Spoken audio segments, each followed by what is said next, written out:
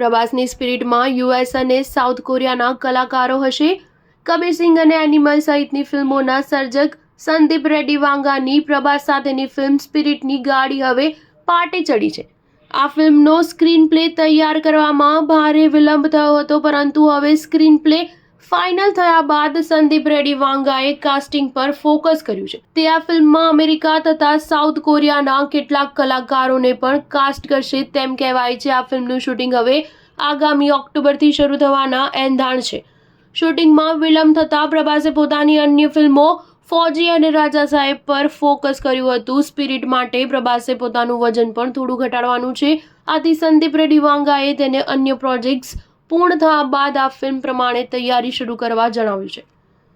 ફિલ્મમાં મોટાભાગના એક્શન દ્રશ્યો પણ પ્રભાસ જાતે ભજવવાનો છે. સંદીપ રેડ્ડી વાંગા એનિમલની સિક્વલ એનિમલ પાર્ક પણ બનાવી રહ્યા છે. જો કે સ્પિરિટનું શૂટિંગ પૂર્ણ થયા બાદ જ તેઓ એનિમલ પાર્કની સ્ક્રિપ્ટ ફાઇનલ કરવા સહિતની બાબતો હાથ ધરશે. સ્ટાર ન્યૂઝ 7 હંમેશા સચ્ચાઈની સાથે.